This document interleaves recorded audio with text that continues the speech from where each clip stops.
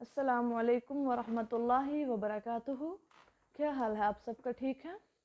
نحمدہ ونصلی علی رسولہ الکریم، اما بعد فاعوذ باللہ من الشیطان الرجیم، بسم اللہ الرحمن الرحیم۔ رب اشرح لی صدری ویسر لی امری واحلل عقدۃ من لسانی یفقہوا قولی۔ رب یسر ولا تعسر وتمم بالخیر۔ الحمد للہ عدد ما احصى کتابہ والحمد للہ علی ما احصى کتابہ والحمد للہ عدد کل شیء والحمد للہ ملء کل شیء۔ آج ہمارا پارہ نمبر 3 سٹارٹ ہے۔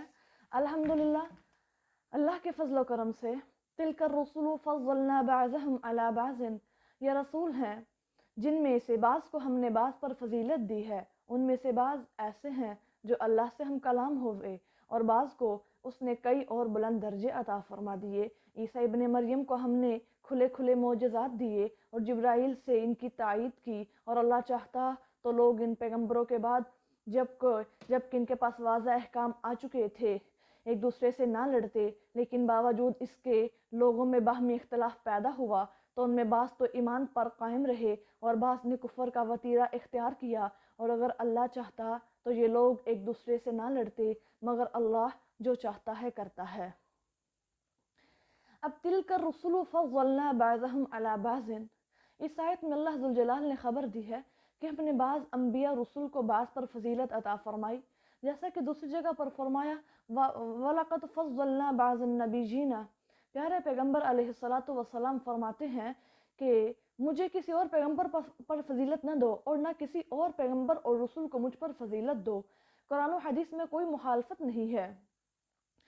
یہاں پر اللہ کریم نے فرمایا ہے، اے نبی صلی اللہ علیہ وسلم، آپ لوگوں کو بتا دیجئے کہ ہم نے آپ کو تمام جہان والوں سے زیادہ مقام اور مرتبہ عطا فرمایا ہے۔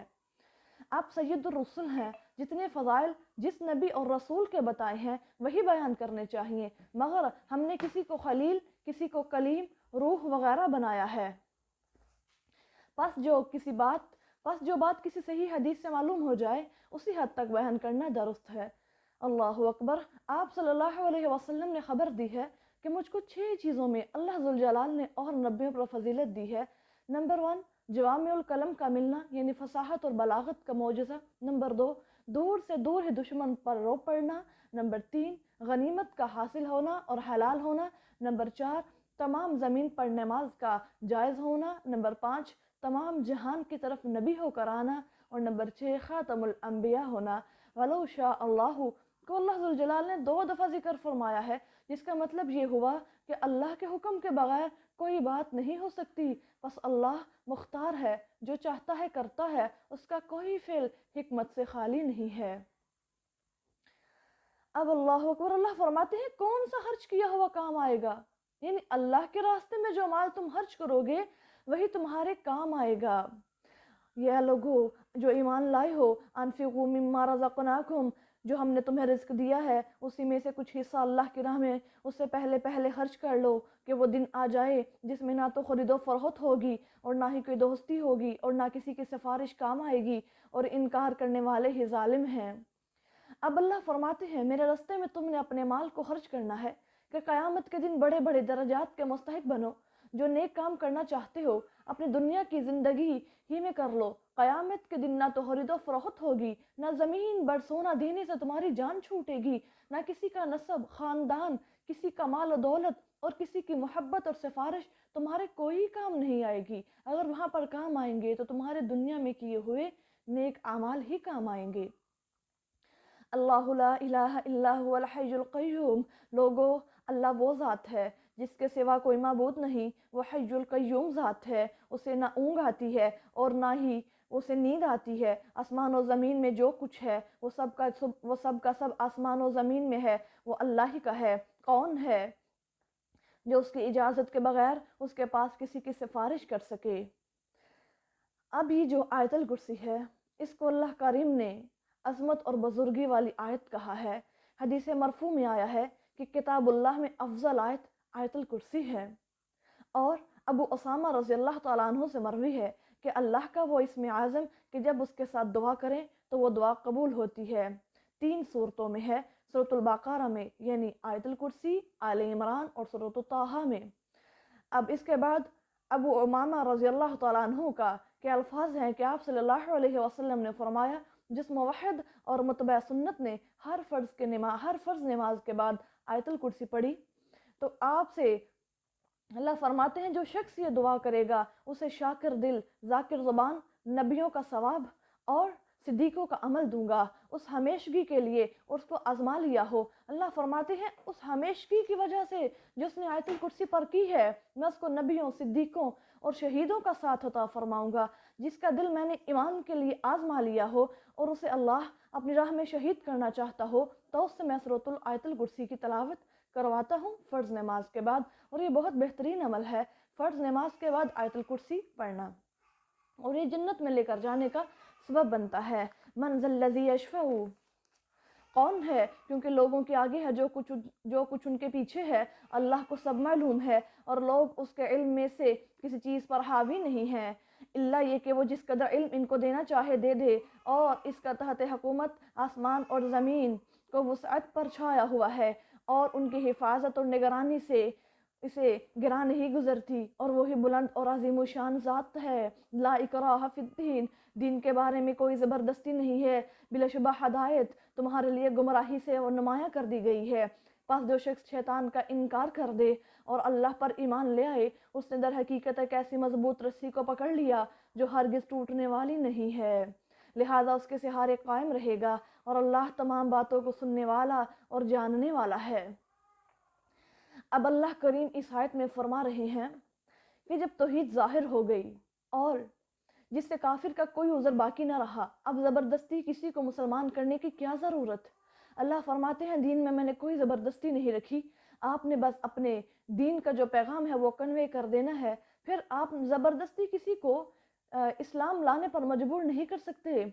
अल्लाह वलियुल्लज़ीना आमनु युखरिजुहुम मिनज़्ज़ुलुमाति इलन्नूर, अल्लाह उन लोगों का दोस्त है जो इस पर ईमान ले आएं और उनको कुफर की तारीकियों से निकाल कर हदायत की रोशनी में लाता है। और वो लोग जो कुफर की राह इख्तियार करें, शयातीन उनके दोस्त हैं, वो उनको हदायत की रोशनी से निकाल कर कुफर की तारीकियों में ले जाते हैं। यही लोग दोज़खी हैं, वो उसमें हमेशा हमेश रहेंगे।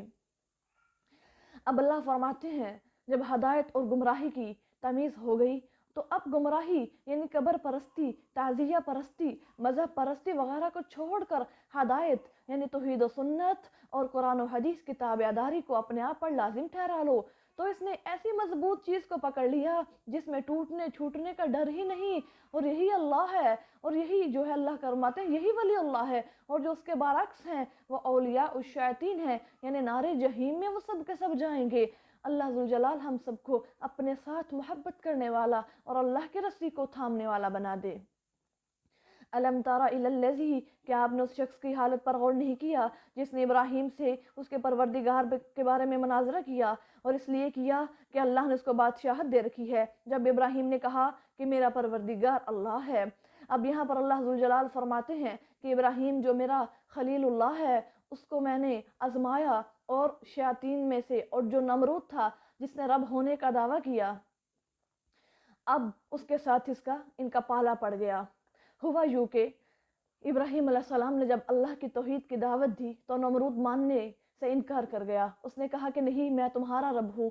और इब्राहीम ने कहा नहीं, तुम रब नहीं हो सकते, मेरा रब तो वो है जो सूरज को मशरिक से निकाल ले और मगरिब की तरफ तलू कर ले, तो तुम आओ मगरिब की तरफ गुरूब कर ले। और तुम अगर अल्लाह होने का दावा करते हो, रब हो, तो फिर तुम सूरज को मगरिब से तलू करके दिखाओ। मेरा रब तो जिंदा के बाद मुर्दे को भी दोबारा कल क़यामत के रोज़ जिंदा करेगा। तो फिर इस तरह एक वक़्त आया कि कहत साली का ज़माना आ गया और नमरूद के पास बहुत ज़्यादा अनाज था। हज़रत इब्राहीम अलैहिस्सलाम अनाज लेने के लिए गए। जब अनाज लेने के लिए गए, जो भी जाता तो नमरूद से पूछता कि बताओ तुम्हारा रब कौन है, तो वो कहते कि तुम मेरा रब यानी हमारा रब तुम हो, और आगे से उनको वो अनाज दे देता। और जब इब्राहीम अलैहिस्सलाम ने उनसे अनाज लेने गए तो पूछा कि मन रब्बुकुम, तुम्हारा रब कौन है। तो इब्राहीम ने कहा नहीं, तू मेरा रब नहीं है, मैं तुझे अपना रब नहीं मानता। उसने कहा जाओ, फिर मैं तुम्हें गला भी नहीं दूंगा। इमाम वक्त इब्राहीम खलीलुल्लाह गल्ला लेने गए थे लेकिन वापस लौट आए, उन्हों को गल्ला नहीं दिया। आप हक गोई के बाद सब्र करके वापसी में दोनों बोरियां जिनके अंदर रेत थी उनको लेकर वापस आ गए। गलबा नींद का हुआ तो सो गए। आपकी बीवी सारा अलैहिस्सलाम ने बोरियों का मुंह खोला तो सचमुच में दोनों उम्दा अनाज से पुर हैं। खाना पकाकर तैयार किया। जब इब्राहिम अलैहिस्सलाम बेदार हुए तो मुताजिब हुए और समझ गए कि ये अल्लाह ने रिज़्क दिया है, उसकी बरकत और रहमत मेरे सब्र का फल है। फ़अरफ़ा अन्नल्लाह रज़क़हु फ़हमिदल्लाह, उन्होंने कहा कि सारी तारीफ़ें अल्लाह के लिए हैं जिसने हमें रिज़्क अता फरमाया। मालूम हुआ हक गो और साबिर और मुतवक्किल अल्लाह को बगैर शान और गुमान रिज़्क मिलता है। वयर्ज़ुक़ुहु मिन हैसु ला यहतसिब, अल्लाह फरमाते हैं अतमाम हुज्जत के अल्लाह ने फिर एक मच्छर को नमरूद पर मुसल्लत कर दिया। वो उसकी नाक में घुस कर 400 साल तक उसके दिमाग को डंग मारता रहा और नमरूद बुरी तरह चीखता चिल्लाता रहा, अपने सर दीवारों पत्थरों से मारता रहा, हथौड़ों से अपने आप को पिटवाता रहा, आखिर इस अजाब में हलाक हो गया। अल-अयाज़ु बिल्लाह, जिन्होंने दुनिया के अंदर खुदा होने का दावा किया है अल्लाह जुल जलाल ने उनको इबरत का निशान बना दिया। अना हुई व उमीत हो, जो इंसान को ज़िंदा करता और मारता है तो उसने कहा मैं भी ज़िंदा करता और मारता हूँ। नमरूद ने कहा, इब्राहिम ने कहा कि अच्छा अल्लाह तो सूरज को मशरिक़ की तरफ से निकालता है, मगरिब की जानिब से निकाल कर दिखा दे। बस ये बात सुनकर वो काफिर हक्का बक्का रह गया और अल्लाह ज़ालिम कौम को हदायत नहीं देता।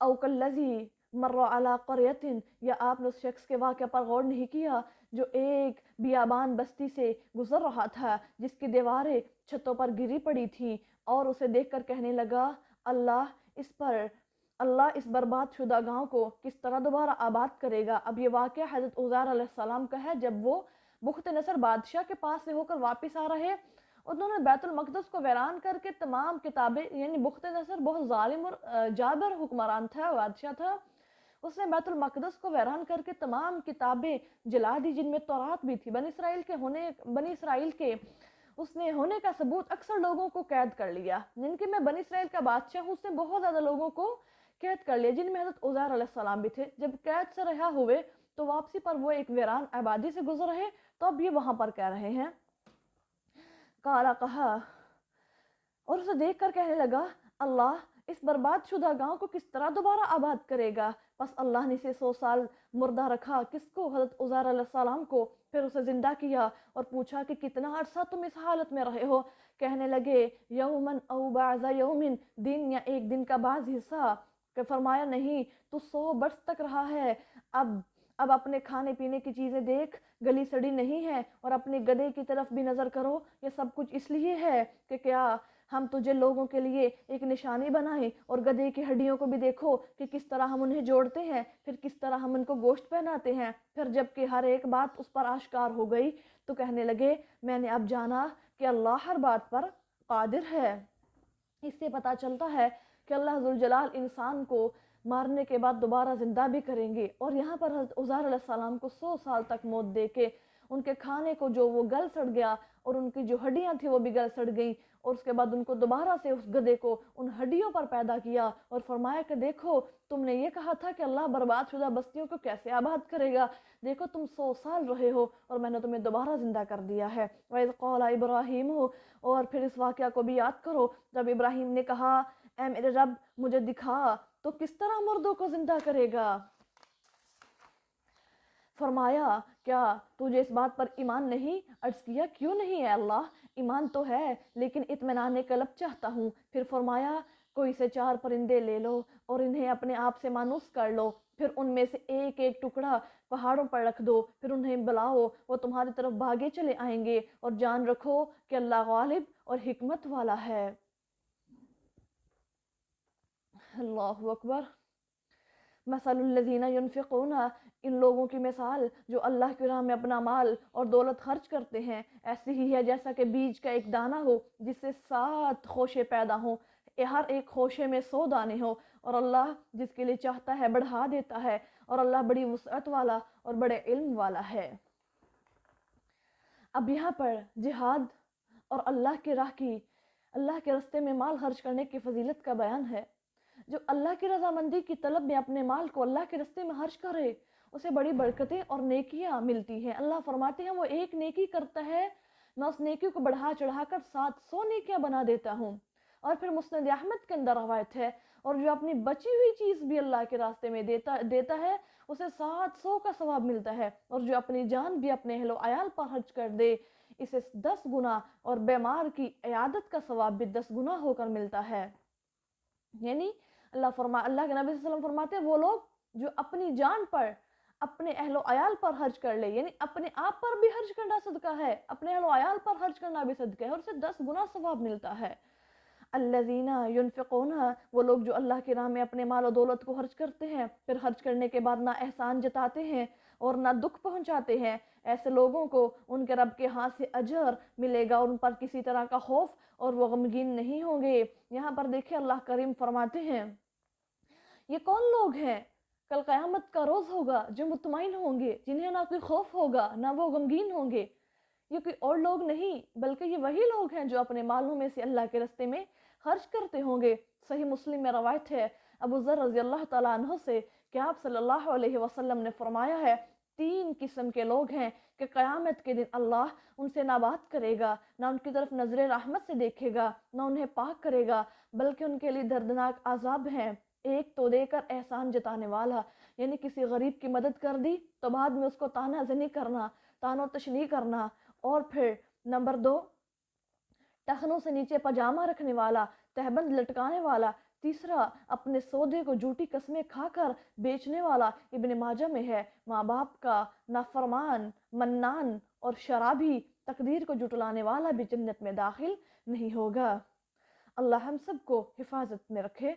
قول معروف، خوش کلامی سے جواب دینا اور درگزر کرنا اس صدقے سے کہیں بہتر ہے جس کے بعد دکھ پہنچایا جائے۔ دیکھو اللہ بڑا بے نیاز اور بڑا بردبار ہے۔ یا ایھا الذین آمنو، اے لوگو جو ایمان لائے ہو، تم اپنے صدقات کو اس شخص کی طرح احسان جتانے اور دکھ پہنچانے سے قناع نہ کرو، یعنی اس طرح تم ان کو نہ ضائع کر لو۔ اپنے مال و دولت لوگوں کے دکھاوے کے لیے خرچ کرتا ہے اور اللہ پر ایمان نہیں رکھتا، اللہ اکبر، اور نہ یوم آخرت پر وہ اعتقاد رکھتا ہے، سو اس شخص کی مثال ایسی ہے کہ اللہ اکبر کہ ایک چٹان ہو جس پر مٹی پڑی ہو، پھر اس پر زور کی بارش آ جائے تو ایک چٹان کی چٹان رہ جائے، اس طرح انہیں ان کی کمائی میں سے کچھ ہاتھ نہیں لگے گا، اور اللہ نہ شکری کرنے والوں کو ہدایت نہیں دیتا۔ وَمَثَلُ الَّذِينَ يُنْفِقُونَ أَمْوَالَهُمُ ابْتِغَاءَ مَرْضَاتِ اللَّهِ، اور ان لوگوں کی مثال جو اپنا مال اللہ کی رضامندی حاصل کرنے کے لیے اور دلوں کو تقویت پہنچانے کے لیے خرچ کرتے ہیں، اس باغ کی مانند ہے جو بلند جگہ پر واقع ہو، اگر اس پر زور کی بارش ہو تو دگنا پھل لاتا ہے، اور اگر بارش نہ ہو تو اوس ہی کافی ہے، یعنی شبنم کے کچھ قطرے ہی کافی ہیں، اور اللہ تمہارے اعمال کو دیکھ رہا ہے۔ اللہ اکبر۔ اب اللہ کریم یہ مثال مومنوں کے صدقات کی دے رہے ہیں کہ زور کی بارش سے مراد بہت مال خرچ کرنا ہے، اور پھوار سے مراد ہے تھوڑا مال خرچ کرنا، اور دلوں کو ثابت کرنے سے مراد یہ ہے کہ ثابت کریں دلوں کو ثواب پانے میں، یعنی ان کو یقین ہے کہ جو صدقہ و خیرات ہم اللہ کے راہ میں دیتے ہیں ہمیں اس کا ضرور اجر ملے گا، اور یہ اعتقاد اور یقین ہم سب کو بھی ہونا چاہیے کہ جو مال ہم اللہ کے راستے میں دیں گے انشاءاللہ اللہ ہمارا وہ مال ضائع نہیں کرے گا، ہمیں اس کا ضرور اجر ملے گا۔ اللہ کے نبی صلی اللہ علیہ وسلم نے فرمایا وہ انسان جو ایک کھجور میرے راستے پر خرچ کرے گا دنیا کے اندر، کل قیامت کا روز ہوگا اللہ کریم اس کو ایک احد پہاڑ کے برابر بنا دے گا، تو دیکھیے کتنا بڑا اجر ہے۔ اللہ سے دعا کریں اللہ تعالی ہم سب کو اپنے راستے پر خرچ کرنے والا بنا دے۔ اَیَوَدُّ أَحَدُکُمْ ان تکون لہ جنہ، کیا تم میں سے کوئی شخص یہ پسند کرتا ہے کہ وہ کھجوروں اور انگوروں کے ایک ایسے باغ کا مالک ہو جس کے نیچے نہریں بہہ رہی ہوں، اس میں سے اس کے لیے ہر قسم کے میوے مہیا ہو، اور وہ ایسی حالت میں بوڑھا ہو جائے کہ اس کے بچے کمزور اور ناتواں ہو، پس اچانک تند و تیز ہوا چلے جس میں آگ ہو اور اس کا باغ چل کر راکھ ہو جائے۔ اس طرح اللہ تمہارے لیے اپنے احکام کھول کھول کر بیان کرتا ہے تاکہ تم غور و فکر حاصل کرو۔ اللہ اکبر۔ اب یہ مثال ہے ان لوگوں کی جو اپنا مال لوگوں کو دکھانے کے لیے، ریاکاری کے لیے، احسان جتانے کے لیے اور ایذا پہنچانے کے لیے خرچ کرتے ہیں، العیاذ باللہ۔ اللہ ہم سب کو محفوظ فرمائے۔ دیکھیں اپنا مال بھی دے رہا ہے، خرچ بھی کر رہا ہے، لیکن اللہ کو وہ پسند نہیں ہے، لوگوں کو تکلیف پہنچ رہی ہے اس سے۔ تو اپنی نیتوں کو خالص کرنا ہے۔ اخلاص اور نیک اعمال کا آپس میں بہت تعلق ہے، جب یہ دونوں ملیں گے تو اعمال قبول ہوں گے۔ اللہ فرماتے ہیں وہ انسان اس کی مانند ہے جیسے کسی نے جوانی اور قوت میں ایک باغ تیار کیا ہو، اور پھر ضعیفی اور بڑھاپے میں اس سے میوہ اور پھل ملنے کا وقت آیا تو پھر اس نے کیا کیا کہ ضرورت آئی، جب اس پر بڑھاپا چھایا، اس کو یہ تھا کہ میں اب اس میں سے کھاؤں گا بیٹھ کر آرام سے، اب مجھے محنت نہیں کرنی پڑے گی۔ اچانک سے اللہ کی طرف سے غضب آ گیا، آگ کا جھونکا آیا، ہوا آئی جس نے سارے کا سارا باغ تباہ کر دیا۔ اور پھر اللہ فرماتے ہیں، اللہ ذوالجلال فرماتے ہیں یہی لوگ ہیں جن کو ہم دنیا میں بھی عبرت کا نشان بناتے ہیں، ان کو ان کے اعمال کے سزا دنیا میں بھی ملتی ہے اور آخرت میں بھی ہم ان کو دیں گے۔ مستدرک یا حاکم میں ہے کہ رسول اللہ صلی اللہ علیہ وسلم کی ایک دعا یہ بھی ہے، اللہم اجعل اوسع رزقک علی عند کبر سنی وانقضاء عمری، اے اللہ فراخ کر دے میری روزی میرے بڑھاپے اور آخر عمر میں، آمین یا رب العالمین۔ یا ایھا الذین آمنوا، اے ایمان والو، اپنی حلال کمائی میں سے اور ان حلال اشیاء میں سے جو ہم نے تمہارے لیے زمین میں پیدا کی ہے ہماری راہ میں خرچ کرنا، اور ناقص اور ناپاک چیزیں دینے کا ارادہ نہ کرو۔ کیسی چیزیں دینے لگو؟ حالانکہ تم ایسی چیزیں دوسروں سے خوش دلی کے ساتھ قبول نہیں کرتے، ہاں چشم پوشی کر جاؤ تو دوسری بات ہے، جان لو کہ اللہ بے نیاز اور لائق حمد و ثنا ہے۔ اللہ اکبر۔ اب یہاں پر اللہ فرماتے ہیں ما کسبتم، جو تم کماؤ وہ پاک ہو، عند اللہ جو صدقہ قبول ہونا ہے اس کی شرط ہے کہ وہ حلال کمائی کا ہو، حرام کمائی کا تو صدقہ نہ قبول ہوتا ہے نہ وہ اللہ کے ہاں پہنچتا ہے، اور اس میں برکت بھی نہیں ہوتی۔ الشیطان یعدکم الفقر، شیطان تمہیں مفلسی سے ڈراتا ہے اور برے کام کی ترغیب دیتا ہے، اور اللہ تمہیں اپنی بخشش اور فضل کا وعدہ دلاتا ہے۔ اور یاد رکھو اللہ بڑی وسعت اور بڑے علم والا ہے، یعطی الحکمت من یشاء، اور جس کو چاہتا ہے علم و حکمت سے بہرہ کر دیتا ہے، اور جسے علم و حکمت دے دیا گیا بلا شبہ خیر و برکت کی بہت سی نعمتوں کو پا لیا اس نے، اور اس بات کو صرف دانا اور عقل مند انسان ہی سمجھتے ہیں۔ اب اللہ سے دعا مانگا کریں، اللہ ہم سب کو حکمت عطا فرما، اللہ ہم سب کو اپنے قرآن کی سمجھ عطا فرما۔ اللہ فرماتے ہیں جس کو میں نے حکمت دے دی وہ بہت زیادہ بلائیاں دے دیا گیا ہے۔ وَمَا أَنفَقْتُم مِّن نَفَقَةٍ، اور تم جو کچھ تھوڑا بہت جہاں کہیں بھی خرچ کرو یا نذر و نیاز کے طور پر دو، وہ سب کچھ اللہ کے علم میں ہے، اور ظالموں کو ناجائز طریقوں سے خرچ کریں، اور اللہ فرماتے ہیں ان ظالموں کا جو ناجائز طریقوں سے خرچ کرتے ہیں کوئی مددگار نہ ہوگا۔ اب اللہ ذوالجلال کے پیارے نبی صلی اللہ علیہ وسلم نے فرمایا، مسند احمد کے اندر روایت ہے کہ قابل رزق صرف دو ہی انسان ہے۔ نمبر ایک، جس کو اللہ ذوالجلال نے علم عطا فرمایا ہو اور اس علم سے وہ لوگوں کو نفع دیتا ہو اور وہ دن رات اللہ کا قرآن پڑھتا ہو، وہ انسان قابل رزق ہے۔ اور نمبر دو، وہ مالدار اور سخی انسان جس کو اللہ نے بہت زیادہ دولت عطا فرمائی ہو اور وہ اس دولت میں سے اللہ کے راستے میں مال خرچ کرتا ہو اور دن اور رات اللہ کے راستے میں مال خرچ ہی کرتا رہے، وہ انسان قابل رزق ہے۔ اس کے علاوہ کوئی انسان قابل رزق نہیں ہے۔ ان تبدو صدقات ہی، اگر تم اعلانیہ خیرات کرو تو بھی اچھا ہے، اور اگر تم مخفی طور پر حاجت مندوں کو دو تو تمہارے لیے بہت اچھا ہے، اور اللہ تم سے تمہارے گناہوں کو دور کر دے گا۔ اور یاد رکھو اللہ تعالیٰ اس کو جو تم عمل کرتے ہو خبر رکھنے والا ہے۔ لیس علیک ھداھم، اے پیغمبر صلی اللہ علیہ وسلم آپ ان لوگوں کو ہدایت کے ذمہ دار نہیں ہیں، ان لوگوں کی ہدایت کے ذمہ دار آپ نہیں ہیں، بلکہ خدا جسے چاہے ہدایت کی توفیق دے دے۔ اور اے لوگوں، جو کچھ تم ہماری راہ میں خرچ کرو گے وہ خود تمہیں فائدہ دے گا، اور تم صرف خدا کی رضامندی حاصل کرنے کے لیے خرچ کرتے رہو۔ اور یاد رکھو جو کچھ بھی تم اللہ کے راستے میں خرچ کرو گے اس کو تمہیں پورا دے واپس لوٹایا جائے گا اور تم پر ظلم نہیں کیا جائے گا۔ دیکھیں ہدایت اللہ کی طرف سے ملتی ہے، ہم کسی کو جتنا مرضی ٹیچ کر لیں، ایک تبلیغ کر لیں، وہ بندہ نہیں سمجھ سکتا۔ تو اس لیے بہتر اور اولا یہ ہے کہ اپنے لیے اپنی ہدایت اللہ سے خود مانگا کریں۔ اللہم اہدنا الصراط المستقیم، اے اللہ ہمیں صراط مستقیم پر چلا دے، اے اللہ ہمیں ایسے راستے پر چلا دے جو تیری جنت تک ہم سب کو لے جائے۔ اللہ ہم سے ناراض نہ ہو جانا۔ ربنا لا تزغ قلوبنا بعد اذ ہدیتنا وہب لنا من لدنک رحمہ انک انت الوہاب، اے اللہ ہمیں ہدایت دے دینے کے بعد ہمارے دلوں کو گمراہ نہ کر دینا، اللہ ہم سے ناراض نہ ہو جانا، اللہ ہمارے دلوں کو پھیر نہ دینا، اللہ تو ہمارے دلوں کو ہدایت پر جما دے، ثابت قدمی عطا فرما، اللہ تو ہی دینے والا ہے۔ یہ دعائیں اپنی دعا کی زینت بنائیں، اس کو اپنی دعاؤں میں شامل کیجئے۔ پھر دیکھیے گا اللہ ذوالجلال کتنی برکات اتاریں گے۔ للفقراء الذین، صدقہ خیرات کا مال ان حاجت مندوں کو دو جو اللہ کی راہ میں گرے بیٹھے ہیں اور معاش کے لیے زمین میں دوڑ دھوپ کرنے کی طاقت نہیں رکھتے۔ ناواقف آدمی انہیں سوال نہ کرنے کی وجہ سے دولت مند سمجھتے ہیں، تم ان کے چہرے سے پہچان لو، وہ لوگوں کے پیچھے پڑھ کر سوال نہیں کرتے، اور یاد رکھو تم نیکی کی راہ میں جو کچھ خرچ کرو گے بے شک اللہ کا علم میں ہے۔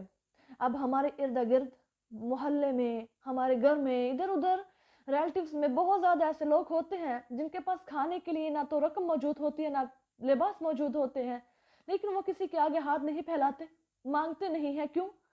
ان کے اندر یہ عادت نہیں ہوتی۔ وہ سفید پوش لوگ ہوتے ہیں، ان کے چہرے سے عیاں ہو جاتا ہے کہ ان کو ضرورت ہے۔ تو دیکھیں اللہ کے قرآن نے کیا فرمایا، تم ان کے چہروں سے ان کو پہچانو، پھر ان کو صدقہ دو، اور یہ بہت بڑا عمل ہے۔ ضروری نہیں کہ وہ تمہارے آگے ہاتھ ہی پھیلائیں اور تم اس کو دو، تم کسی کی ضرورت کو سمجھنے والی اپنے اندر حس پیدا کرو، پھر تمہارے اندر انسانیت والا ضمیر جاگے گا، اور پھر تم لوگوں کی امداد کرو گے۔ الذین ینفقون، وہ لوگ جو اپنا مال دن رات اللہ کی راہ میں پوشیدہ اور اعلانیہ خرچ کرتے رہتے ہیں، ان کے لیے ان کے رب کے پاس اجر ہے، اور انہیں نہ کوئی خوف ہوگا اور نہ وہ غمگین ہوں گے۔ الذین یاکلون الربا، وہ لوگ جو سود کھاتے ہیں وہ قیامت کے دن اس شخص کی طرح اپنے پاؤں پر کھڑے نہ ہو سکے ہوں گے جسے شیطان نے چھو کر خپتی بنا دیا ہو۔ بے شک اب یہاں پر اللہ ذوالجلال فرمانا چاہ رہے ہیں کہ فرمایا کہ سود کھانے والے کل قیامت کے دن قبروں سے ایسے اٹھیں گے جیسے آصف زدہ مجنون، اور یہ حالت اس وجہ سے ہوگی کہ انہوں نے حلال اور حرام کو یکساں کر دیا۔ تجارت اور سود دونوں میں نفع ہے، حالانکہ بے اور سود میں بڑا فرق ہے۔ اللہ نے بے کو حلال کرا رکھا ہے، حلال کر دیا ہے، اور جو سود ہے اللہ نے اس کو حرام ٹھہرا دیا ہے۔ اس کے بارے میں رسول اللہ صلی اللہ علیہ وسلم نے فرمایا ہے، ابو ہریرہ اس حدیث کا راوی ہے، باب الربا کے اندر یہ روایت موجود ہے، سود کے گناہ کے 70 درجے ہیں، اور سب سے ہلکا درجہ وہ یہ ہے کہ گویا انسان اپنی ماں سے زنا کرتا ہے۔ تو دیکھیے اگر سب سے آخری درجہ ہے تو پھر باقی درجوں کا کتنا بڑا گناہ ہوگا۔ استغفر اللہ۔ قالوا انما، انہوں نے یہ کہا کہ بے شک جو بے ہے وہ تو صرف سود کی مانند ہے، اور اللہ نے بے کو حلال اور سود کو حرام کر دیا ہے، اور سود کو حرام قرار دیا۔ تو جس شخص کو اللہ کی یہ نصیحت پہنچ چکی ہو اور وہ آئندہ کے لیے باز آ گیا تو جو کچھ وہ لے چکا اور اس کا ہو چکا اور اس کا معاملہ اللہ کے سپرد رکھ دے، اور جو اس کے بعد بھی سود لے تو یہی لوگ دوزخی ہیں، اس میں ہمیشہ ہمیش رہیں گے۔ یمحق اللہ الربا ویربی الصدقات، قرآن کہتا ہے کہ اللہ سود کو مٹاتا ہے اور صدقات کو بڑھاتا ہے، اور اللہ نہ ماننے والے گناہ گار لوگوں کو پسند نہیں کرتا۔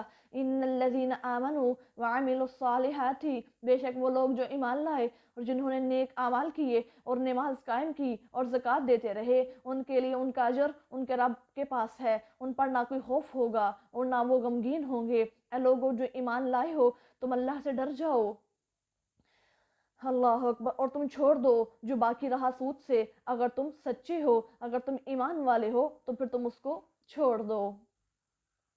یعنی جو ممانعت حکم سے پہلے جو تم سود لے چکے ہو اس کا اور حکم ہے، لیکن ممانعت کے بعد اگر تم سود لیتے رہے تو پھر اس کا انجام بہت برا ہونے والا ہے۔ فَإِن لَمْ تَفْعَلُوا، اگر ایسا تم نہیں کرتے تو پھر اللہ اور اس کے رسول سے جنگ کرنے کے لیے تیار ہو جاؤ۔ دیکھیں اللہ نے فوراً سے نیکسٹ آیت میں بتا دیا، بِحَرْبٍ مِّنَ اللَّهِ وَرَسُولِهِ، وہ انسان جو سود لیتا ہے باز نہیں آتا، پھر تم اللہ کے ساتھ اعلانیہ طور پر جنگ کرنے کے لیے اور اللہ کے نبی کے ساتھ جنگ کرنے کے لیے تیار ہو جاؤ۔ استغفر اللہ۔ ذرا دیکھیے، اور اگر تم توبہ کر لو تو اپنی اصل رقم کے حقدار ہو، نہ تم پر ظلم کیا جائے گا نہ تمہارے ساتھ ظلم کیا جائے گا اور تم ظلم نہ کرو۔ وَإِنْ كَانَ ذُو عُسْرَةٍ، اور اگر مقروض تنگ دست ہو تو اس کے لیے اسودگی تک مہلت ہے، اور بخش دو، یہ تمہارے لیے بہت بہتر ہے، بشرطیہ کہ تم اس بات کو سمجھنے والے بن جاؤ۔ اللہ اکبر۔ اب یہاں پر ذرا ایک حدیث ہے کہ نبی صلی اللہ علیہ وسلم نے فرمایا اگر تنگی والا شخص ہو، اس کے پاس قرض کی ادائیگی کے قابل مال نہ ہو تو اسے مہلت دے دو، بلکہ بہتر ہے کہ تم اس کو معاف کر دو۔ اگر کسی کے پاس ہم نے کسی سے قرض لینا ہے اور اگلا بندہ بہت زیادہ مجبور ہے، وہ دے نہیں سکتا، تو نبی صلی اللہ علیہ وسلم نے فرمایا ہے تمہیں اس بات پر اجر ملے گا کہ تم اس کا جو قرض ہے وہ معاف کر دو، صرف اللہ کی رضا کے لیے۔ وَاتَّقُوا يَوْمًا تُرْجَعُونَ فِيهِ إِلَى اللَّهِ، اور اے لوگوں اس دن سے ڈرو جب تم خدا کی طرف لوٹائے جاؤ گے، پھر تم میں سے ہر ایک شخص کو جو کچھ اس نے کیا ہے اس کا پورا پورا بدلہ دے دیا جائے گا اور تم پر ظلم نہیں کیا جائے گا۔ اب اس آیت میں اللہ ذوالجلال نے اپنے عذابوں سے ڈرایا ہے، اور اللہ فرماتے ہیں اعمال کا بدلہ پورا پورا ملنے کی تم امید رکھو، یعنی اگر تم ایک دن میں کوئی کام کرتے ہو، نیکی کرتے ہو، تو تمہیں اس کا پورا پورا بدلہ ملے گا، اگر گناہ کرتے ہو تو اس کا بھی تمہیں پورا پورا گناہ ملے گا، یعنی اس کا تمہیں عذاب ہوگا۔ اس کے بعد نبی صلی اللہ علیہ وسلم صرف 9 دن یا 30 دن زندہ رہے، اور آپ صلی اللہ علیہ وسلم نے فرمایا اس آیت کو سود کی اور بیع کی آیتوں کے درمیان لکھ دو۔ یہ آیت سب سے آخر میں نازل ہوئی ہے۔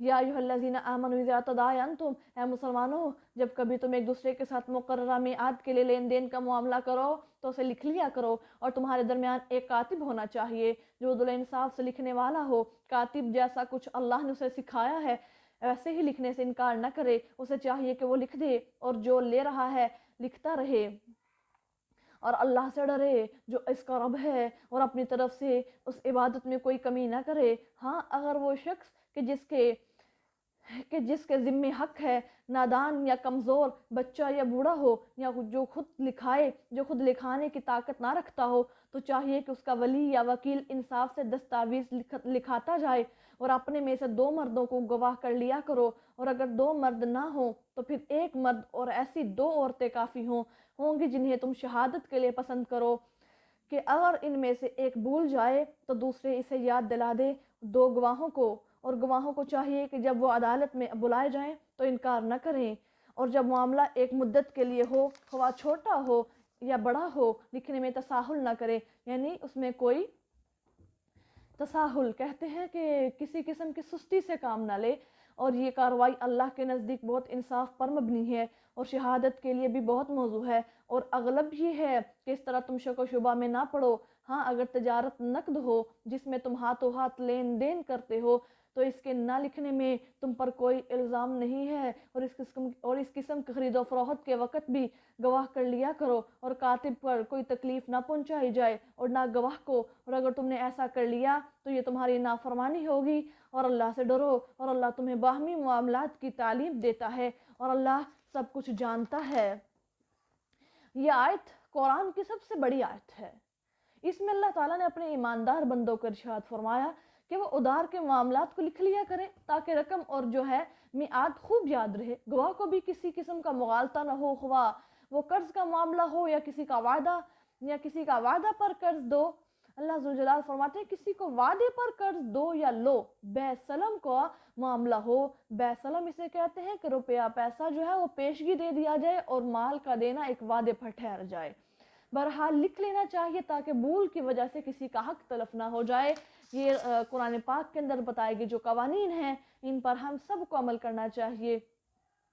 وَإِن كُنتُمْ عَلَىٰ سَفَرٍ، اور اگر تم سفر میں ہو اور کاتب نہ ملے تو یا قبضہ گروی کا معاملہ کر لو، اور اگر تم میں سے کوئی شخص کسی پر اعتماد کرے اور قرض دے دے تو جس پر اعتماد کیا گیا اسے چاہیے کہ وہ اس کی امانت کو ادا کرے اور اللہ سے ڈرے جو اس کا رب ہے، اور گواہی کو نہ چھپاؤ، اور جو گواہی کو چھپاتا ہے وہ دل کا مجرم ہوتا ہے، اور یاد رکھو اللہ تمہارے اعمال سے واقف ہے۔ اب یہ معاملہ ہے سفر کا۔ جب آدمی سفر میں ہوتا ہے تو بالکل اجنبی ہوتا ہے، کسی سے جان پہچان بہت کم ہوتی ہے۔ سفر کی حالت میں اگر کچھ ایسا معاملہ پیش آ جائے، کسی کو قرض لینے کی ضرورت پڑ جائے تو بغیر کسی چیز گروی رکھنے کے نہ کوئی اعتبار کرتا ہے نہ کچھ قرض مل ہی سکتا ہے، اس واسطے سفر خاص طور پر فرما کر اللہ فرماتے ہیں کہ اللہ نے گروی کو اس آیت میں جائز فرما دیا۔ اگرچہ بعض علماء کا مذہب یہ ہے کہ اس آیت میں صرف سفر کا ذکر ہے، تو حالت سفر میں ہی گروی رکھنا جائز ہے، حالت قیام میں جائز نہیں ہے، لیکن خود صاحب شریعت صلی اللہ علیہ وسلم نے اپنی ذرا حالت مقام میں ایک یہودی کے پاس گروی رکھی۔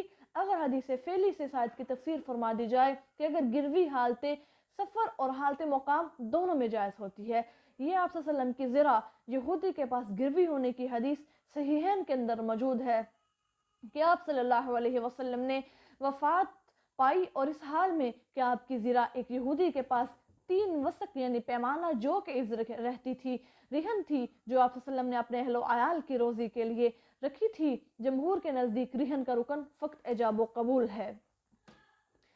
وَلِلَّهِ مَا فِي السَّمَاوَاتِ وَمَا فِي الْأَرْضِ، آسمان و زمین میں جو کچھ ہے وہ سب کا سب اللہ کا ہے، اور خواہ تم دل کی بات کو ظاہر کرو یا پوشیدہ رکھو، ہر حال میں اللہ ضرور تم سے اس کا محاسبہ کرے گا، پھر جس کو چاہے گا بخش دے گا اور جس کو چاہے گا سزا دے گا، اور اللہ ہر بات پر قدرت رکھتا ہے۔ آمن الرسول، اب یہاں پر اللہ کریم نے مرفوع القلم لوگ بتائے ہیں کہ 3 ایسے بندے ہیں جو مرفوع القلم ہیں، جن سے قلم اٹھا لیا گیا ہے۔ نمبر 1 وہ بندہ جو پاگل ہو جائے اور جب تک وہ ٹھیک نہ ہو جائے اس وقت تک اس انسان کا کوئی حساب نہیں ہوگا، اور پھر نمبر 2 ایک سوتا ہوا آدمی جب تک جاگ نہ جائے، اور پھر دوسرا یعنی کہ تیسرا نابالغ جب تک بالغ نہ ہو جائے تب تک اس کے اللہ ذوالجلال نے ان سے قلم کو اٹھا لیا ہے۔ آمن الرسول بما انزل الیہ، جو کچھ اللہ کی جانب سے رسول کی طرف سے نازل کیا گیا اس پر اس نے اور ایمان لانے والے لوگوں نے یقین کر لیا۔ ان میں سے ہر ایک اللہ پر، اس کے فرشتوں پر، اس کی کتابوں اور رسولوں پر ایمان لایا، اور انہوں نے کہہ دیا کہ ہم تو اللہ کے رسولوں میں سے کسی ایک کو دوسرے سے جدا نہیں سمجھتے، اور یہ بھی کہا یا خدایا ہم نے تیرے حکموں کو سنا اور بجا لائے، تیری ہی مغفرت کے خواہاں ہیں اور تیری ہی طرف لوٹ کر جانا ہے۔ اللہ کسی انسان پر اس کی طاقت سے زیادہ بوجھ نہیں ڈالتا، ہر شخص وہی کچھ پائے گا جو اس نے کمایا، اور جواب دہ بھی اسی کے لیے ہے جو اس نے کمایا، اور جواب دہ بھی اسی کے لیے ہے جو اس نے کیا۔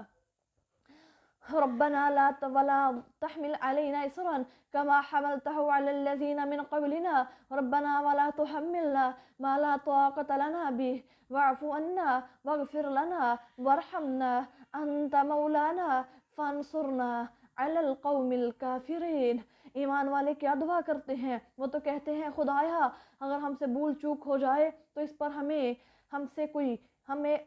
اس کے بارے میں سزا نہ دینا، خدایا ہم پر ویسی مار نہ ڈالنا جیسا کہ تو نے ان لوگوں پر بوجھ ڈالا جو ہم سے پہلے تھے، خدایا ہم سے ایسا بوجھ نہ اٹھوا جس کو ہمیں طاقت نہ ہو، ہم سے درگزر فرما، ہمارے گناہ معاف فرما دے، اور اللہ ہم پر رحم فرما، تو ہمارا مولا ہے، اے اللہ تو ہماری مدد فرما دے کافر قوم کے مقابلے میں۔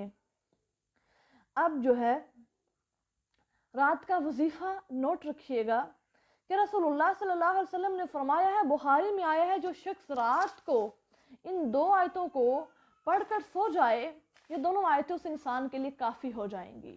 یعنی جس چیز کے شر سے یا قیام اللیل سے مسند احمد کے اندر روایت سورۃ البقرہ کے خاتمے کی آیت عرش تلے کے خزانے سے دیا گیا ہوں میں، مجھ سے پہلے کسی نبی کو یہ تحفہ نہیں دیا گیا۔ اب اللہ کریم نے فرمایا جو انسان رات کو سونے سے پہلے ان آیتوں کی تلاوت کر لے گا وہ انسان ساری رات شیاطین کے شر سے محفوظ رہے گا، اور آیت الکرسی پڑھ کے اپنے گھر میں پھونک مار دے گا تو اس سے بھی وہ محفوظ رہے گا۔ سورۃ آل عمران مدنیہ، سورۃ آل عمران مدینہ منورہ میں نازل ہونے والی سورت ہے۔ رسول اللہ صلی اللہ علیہ وسلم نے فرمایا سورۃ البقرہ اور سورۃ آل عمران سیکھو، یہ دونوں نورانی صورتیں ہیں، میں اسے اپنے پڑھنے والے پر صاحبان یا بادل یا پرندوں کی جھنڈ کی طرح قیامت کے روز یہ سایہ فگن کریں گی۔ شروع اللہ کے نام سے جو بڑا مہربان نہایت رحم کرنے والا ہے۔ الف لام میم، اللہ لا الہ الا هو الحی القیوم۔ اے لوگو، اللہ وہ ذات ہے جس کے سوا کوئی معبود نہیں، وہ اول سے ہے اور وہ ہمیشہ زندہ رہے گا، وہ قائم ہے، اس نے اپنے پیغمبر پر حق کتاب نازل کی جو ان کتابوں کی بھی تصدیق کرتی ہے جو اس سے پہلے تھی، اور اس نے اس سے پہلے تورات اور انجیل کو نازل کر دیا، من قبل ہدن للناس، جن میں لوگوں کے لیے ہدایت کا سامان تھا، اور اسے اللہ نے تمہیں امتیاز عطا کیا، یعنی فرقان معجزہ عطا فرما دیا۔ بے شک وہ لوگ جنہوں نے کفر کیا ہماری آیتوں کے ساتھ، اللہ فرماتے ہیں ان کے لیے بہت سخت عذاب ہے، اور اللہ بہت غالب انتقام لینے والا ہے۔ ان اللہ لا یخفی علیہ شیء، یقیناً اللہ سے کوئی چیز پوشیدہ نہیں ہے، نہ زمین میں اور نہ آسمان میں۔ وہی اللہ ہے جو تمہارے رحموں میں تمہاری صورتیں بناتا ہے جیسے چاہتا ہے۔ اللہ فرماتے ہیں نہیں کوئی معبود مگر میں اللہ غالب اور حکمت والا ہوں۔ هو الذی انزل علیک الکتاب، اللہ ہی وہ ذات ہے جس نے اے پیغمبر صلی اللہ علیہ وسلم آپ پر یہ کتاب نازل کی، اس کی بعض آیتیں صاف صاف اور محکم بیان کی، یہی اس کتاب کے اصول ہیں، اور بعض آیتیں مختلف معنوں کی متحمل ہیں، تو جن لوگوں کے دلوں میں کجی ہوتی ہے وہ اس میں سے انہی آیتوں کو پیروی کرتے ہیں جو باہم مختلف معنوں کی متحمل ہوتی ہیں، اور وہ لوگ فتنہ برپا کرنے اور اپنے ڈب کے معنی تلاش کرنے کی غرض سے ایسا کرتے ہیں، حالانکہ ان آیتوں کے اصل معنی اور مقصود اللہ کے سوا کسی کو معلوم نہیں، اور وہ لوگ جو اپنے علم میں ماہر ہو جاتے ہیں کہہ دیتے ہیں کہ ہم ایمان رکھتے ہیں یہ سب کچھ ہمارے رب کی جانب سے ہے، اور اس سے نصیحت حاصل نہیں کرتے مگر صرف عقل مند لوگ ہی۔ اللہ اکبر۔ اب قرآن مجید کے اندر 5 قسم کی آیات جو ہیں، 5 قسم کی آیات پر مشتمل ہے قرآن پاک۔ نمبر 1 حلال کے بیان میں، نمبر 2 حرام کے بیان میں، اب نمبر 3 محکم جس کا بیان اور مطلب کھول دیا گیا ہو، اور نمبر 4 متشابہ جن کا مطلب کھولا نہ گیا ہو، یعنی کہ ان کے معنی کو چھپا کر رکھا گیا ہو، اور نمبر 5 مثال۔ بعض عبرت کے لیے سو تم حلال کو حلال، حرام کو حرام جانو، محکم پر عمل کرو، جس سے تمہیں عمل کہا گیا ہے، صرف بندوں کا ایمان لانا اللہ کا مقصود ہے۔ اللہ فرماتے ہیں تم متشابہ آیتوں کو چھوڑ دو، اس پر اللہ نے جو تمہیں فرما دیا بس تم عمل کر لو، آگے مزید ان کے بارے میں تم تحقیق نہ کرو۔ اللہ اکبر۔ اللہ فرماتے ہیں اور جو میں نے مثالیں ہیں اسے تم نصیحت اور عبرت حاصل کر لو۔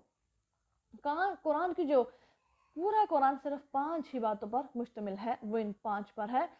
ربنا لا تزغ قلوبنا، ان کی دعا یہی ہوتی ہے، کون لوگ جو اپنے علم میں پختہ ہو جاتے ہیں، یعنی جن کو اللہ نے علم عطا فرمایا، جن کو صحیح علم عطا فرمایا ہے، وہ کہتے ہیں اللہ ہمارے دلوں کو ہدایت دے دینے کے بعد پھیر نہ دینا اور ہمیں اپنی رحمت عطا فرما، بے شک تو ہی عطا کرنے والا ہے۔ ربنا انک جامع الناس، اے اللہ قیامت کی حقیقت کو سمجھے یا نہ سمجھے مگر تو بے شک لوگوں کو ایک ایسے دن جمع فرمانے والا ہے جس کے وقوع پذیر ہونے میں کوئی شک نہیں، بے شک اللہ وعدے کی خلاف ورزی نہیں کرتا، اور بے شک وہ لوگ جنہوں نے کفر کیا لن تغنی عنہم اموالہم ولا اولادہم من اللہ شیئا واولئک ہم وقود النار۔ اللہ کا قرآن کہتا ہے یہی لوگ ہیں، ان کے مال اور ان کی اولادیں ان کے کسی کام نہیں آئیں گے، اور یہ لوگ جہنم کا ایندھن ہے۔ کدأب آل فرعون، ان لوگوں کی حالت آل فرعون کی طرح ہے، اور ان لوگوں کی طرح ہے جو ان سے پہلے تھے کہ انہوں نے ہماری آیتوں کو تکذیب کی، بس اللہ نے ان کے گناہوں پر ان سے مواخذہ کیا، اور یاد رکھیں اللہ سخت سزا دینے والا ہے۔ قل للذین کفروا، اے پیغمبر صلی اللہ علیہ وسلم جو لوگ کفر کی راہ اختیار کریں آپ ان سے کہہ دیجئے کہ تم بھی آل فرعون کے مانند بہت جلد مغلوب ہوگے اور جہنم کی طرف اکٹھے کیے جاؤ گے، اور وہ بہت ہی برا ٹھکانہ ہے۔ اللہ اکبر۔ قد کان لکم آیۃ، اب اس آیت میں جو ہے اللہ کریم فرماتے ہیں تمہارے لیے 2 گروہوں کے باہم اگر مقابلہ پر آنے کا واقعہ ایک نمونہ تھا، ایک گروہ خدا کی راہ میں جنگ کر رہا تھا اور دوسرا منکروں کا گروہ تھا، اور مسلمانوں کو بظاہر اپنے آپ سے تعداد میں دوگنا دیکھتا تھا، اور اللہ اپنی مدد سے جس کی چاہتا ہے تائید کرتا ہے، اور بے شک اللہ ان واقعات میں بصیرت رکھنے والے لوگوں کے لیے عبرت کا بے شمار سامان ہے۔ اب جب نبی صلی اللہ علیہ وسلم جنگ بدر سے فتح اور کامیابی حاصل کر کے واپس مدینہ میں تشریف لے کر کے آئے، جس میں مسلمانوں کو مکہ کے کافروں پر پوری طرح سے فتح عظیم ہوئی تھی، تو آپ نے یہودیوں کو ڈرایا کہ تمہارا بس یہی حال ہونا ہے جو کفار اور قریش کا ہوا، بہتر کہ اسلام قبول کر لو۔ وہ شیخی میں آ کر کہنے لگے کہ مکہ کے کافر وحشی تھے، فنون جنگ سے واقف نہ تھے، آپ ہم سے لڑیں گے تو معلوم ہو جائے گا۔ تب اللہ نے آیت نازل فرمائی، جیسا اللہ نے فرمایا تھا ویسا ہی ہوا، یہود ذلیل و خوار ہوئے، قتل ہوئے، بہت زیادہ لونڈے اور غلام بن گئے، اور باقی ایماندار جو تھے وہ ملک شام کو نکال دیے گئے۔ اب جنگ بدر میں جس کا واقعہ سورۃ انفال میں ہے، مسلمانوں سے کافر 3 برابر تھے، یعنی زیادہ تھے تعداد میں، پر اللہ نے وہی برابر دکھا دیا کہ خوف نہ کھا جائیں مسلمان۔ پھر اللہ تعالیٰ نے مسلمانوں کو فتح دی۔ اس سے چاہیے کہ سب عبرت پکڑے۔ اللہ ذوالجلال نے اپنے نبیوں کی اور صحابہ کرام کی اور پاک پیغمبر علیہ الصلوۃ والسلام کی ایسے فرشتوں کے ذریعے سے تائید فرمائی۔ زُيِّنَ لِلنَّاسِ حُبُّ الشَّهَوَاتِ، لوگوں کے دلوں میں بیوی بچوں کی محبت، سونے اور چاندی کے انباروں سے الفت، عمدہ عمدہ گھوڑوں سے لگاؤ اور مال مویشی اور کھیتی سے شغف کی خواہشیں آراستہ ہے۔ یہ چیزیں اس دنیا کی زندگی کا متاع ہے اور اسباب ہیں اور اچھی ہے، مگر آئندہ کی زندگی بہت بہتر ہے تو اللہ ہی کے پاس ہے۔ دنیا کچھ بھی نہیں ہے۔ اور دنیا کے اندر کوئی چیز ہے تو وہ صرف اور صرف اللہ کا قرآن ہے، اللہ کا دین ہے۔ اور یہ دنیا بالکل ہی حقیر ہے، فانی ہے، ایک پانی بلبلے کے مانند ہے۔ اس چیز کے اندر اللہ ذوالجلال اس آیت کے اندر فرما رہے ہیں کہ اولاد کی کثرت کی غرض سے عورت رکھے وہ مرد تو نیک عورت اس کے لیے باعث راحت اور چین بن جاتی ہے۔ یعنی وہ مرد، اگر وہ مرد جو ہے وہ زنا کا ارادہ نہ رکھتا ہو، نکاح کا ارادہ رکھتا ہو، اور وہ جو ہے اپنی عورتیں رکھے اور ان کی جو غرض ہے وہ اولاد کی ہو کہ میری اولاد زیادہ ہو، تو اللہ فرماتے ہیں اس مرد کی جو نیک عورتیں ہوں گی وہ اس کے لیے باعث راحت بن جائیں گی۔ اللہ فرماتے ہیں اگر یہ ساری چیزیں پیچھے ہیں، اگر تم فائدہ چاہتے ہو تو وہ صرف اور صرف اللہ کے پاس ہے، اور وہ دنیا میں فائدہ تم نہیں مل سکتا۔ جو دنیاوی چیزیں ہیں وقتی طور پر تمہیں مل سکتی ہیں، لیکن اصل جو ہے فائدہ وہ میرے پاس ہے۔ قُلْ أَوْنَبِّئُكُمْ، اے پیغمبر صلی اللہ علیہ وسلم آپ ان سے فرما دیجئے کہ کیا میں تمہیں اس چند روزہ زندگی سے بہتر کوئی چیز نہ بتاؤں؟ سنو، وہ لوگ جو خدا کا ڈر پیدا کرنے والے ہیں ان کے لیے ایسی جنتیں ہیں جن کے نیچے سے نہریں بہہ رہی ہوں گی، وہ اس میں ہمیشہ ہمیش رہیں گے، اور ان کے لیے پاکیزہ بیویاں ہیں اور اللہ کی طرف سے رضامندی ہے، اور اللہ دیکھنے والا ہے اپنے بندوں کو۔ اس آیت میں متقین کو جنت کا اللہ ذوالجلال وعدہ دے رہے ہیں، جو ہمیشہ ہمیش رہنے والی جنت ہے، جس کے نیچے طرح طرح کی نہریں بہہ رہی ہوں گی، کوئی شہد کی، کوئی دودھ کی، کوئی شراب کی اور کوئی پانی کی۔ اور طہارت سے مراد یہ ہے کہ اس میں کسی طرح کی بھی بدبو، میل کچیل، حیض اور نفاس اور آب بینی وغیرہ کچھ بھی نہیں ہوگا۔ سبحان اللہ۔ الذین یقولون ربنا اننا آمنا فاغفر لنا ذنوبنا وقنا عذاب النار، وہ لوگ جو کہتے ہیں اے اللہ بے شک ہم ایمان لے آئے، پس تو ہمارے گناہوں کو معاف کر دے، اور اے اللہ تو ہمیں آگ کے عذاب سے بچا لینا۔ یہ متقین ہیں۔ اللہ فرماتے ہیں جو میرے نیک بندے ہوتے ہیں ویسی دعائیں اور التجائیں مجھ سے کرتے ہیں۔ آپ سب بھی اور ہم سب بھی کوشش کریں کہ اس دعا کو لازمی یاد کریں اور اس کو اپنے دعاؤں میں شامل کریں۔ الصابرین والصادقین، یہ لوگ صبر کرنے اور سچ بولنے والے، فرما بردار، سخاوت شعار اور آخر شب اپنے پروردگار سے گناہوں کی بخشش چاہنے والے ہوتے ہیں۔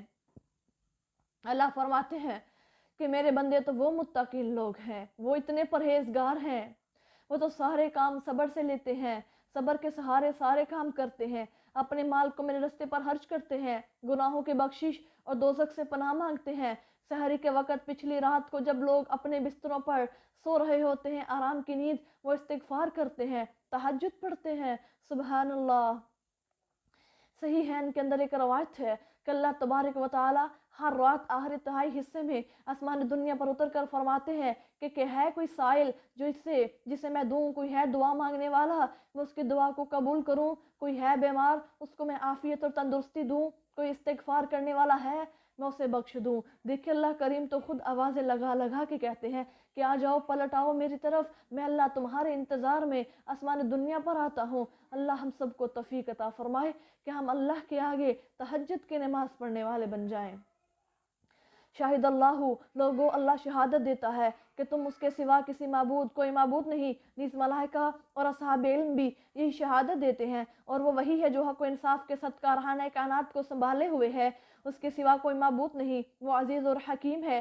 بے شک دین اسلام ہی اللہ کے نزدیک حق ہے، اور ان لوگوں میں سے جنہیں کتاب یعنی دی گئی ہے جو اختلاف رونما ہوا وہ باہمی ضد کی بنا پر ہوا، اور اس وقت ہوا جب ان کے پاس حقیقی علم آ چکا تھا، اور جو اللہ کے احکام سے سرتابی کرے تو اللہ تو اسے یاد رہے کہ اللہ بہت جلد حساب لینے والا ہے۔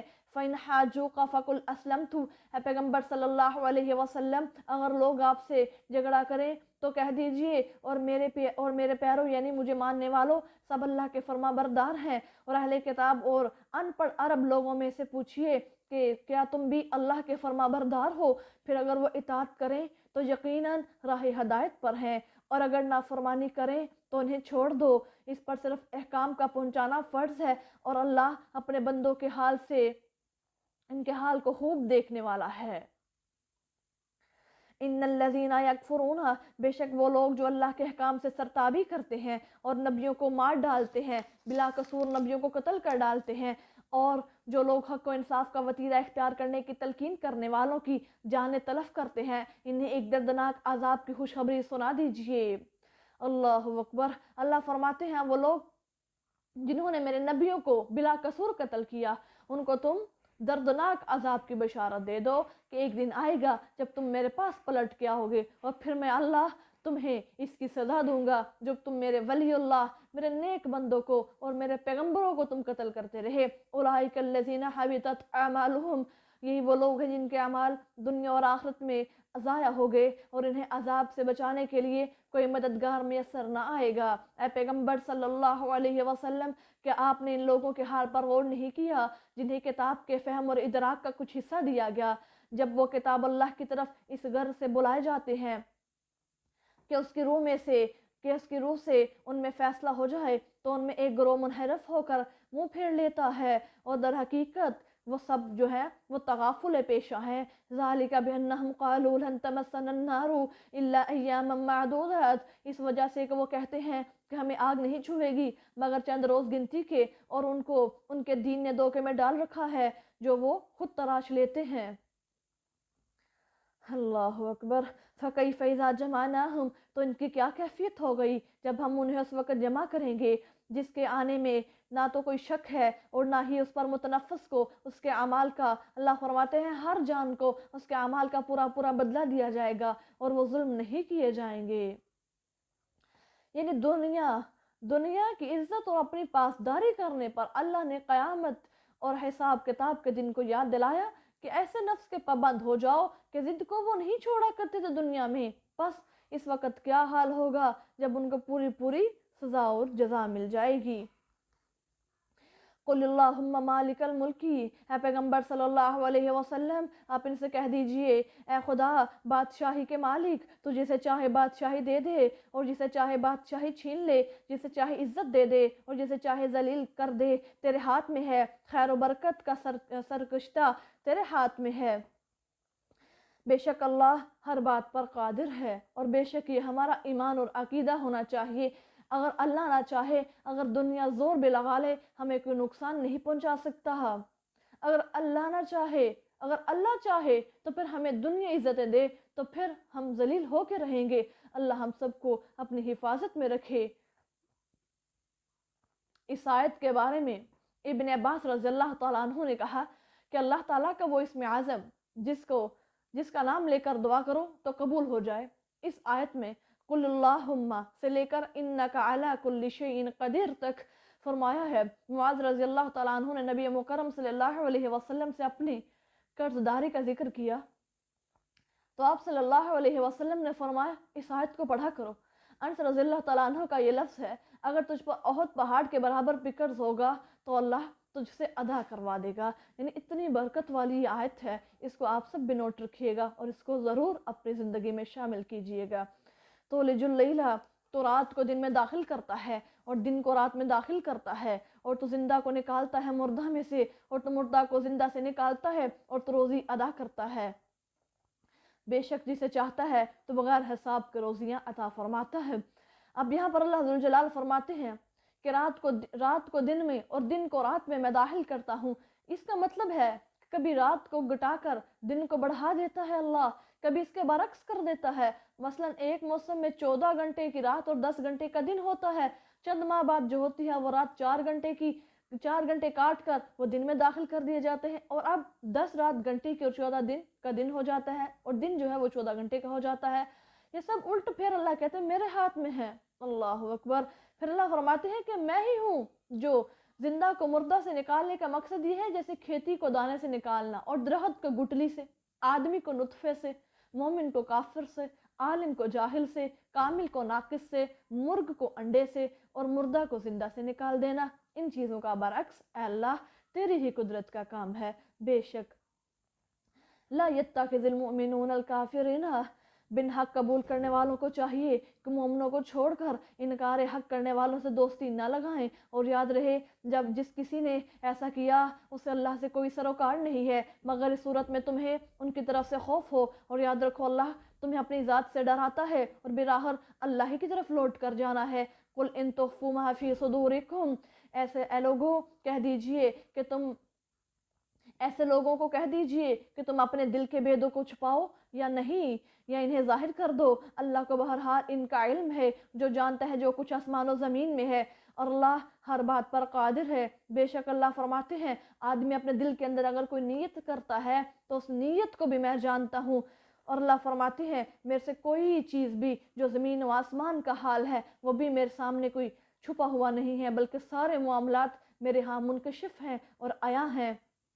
یوم تجد کل نفس، وہ دن یاد رہے جب ہر ایک متنفس اپنے نیک کاموں کا نتیجہ موجود پائے گا اور برے کاموں کا نتیجہ بھی، اور آرزو کرے گا کہ کاش اس دن اور اس کے درمیان ایک عرصہ دراز حائل ہو جائے، اور یاد رکھو اللہ تمہیں اپنی ذات سے ڈراتا ہے، اور اللہ تعالیٰ اپنے بندوں پر شفقت کرنے والا ہے۔ قل ان کنتم تحبون اللہ فاتبعونی، اے پیغمبر صلی اللہ علیہ وسلم دنیا کو سنا دیجئے اگر تم اللہ سے سچی محبت رکھتے ہو تو تم میری اطاعت کرو، اس صورت میں اللہ بھی تم سے محبت رکھے گا اور تمہارے گناہ بخش دے گا، اور اللہ بڑا بخشنے والا اور بڑا مہربان ہے۔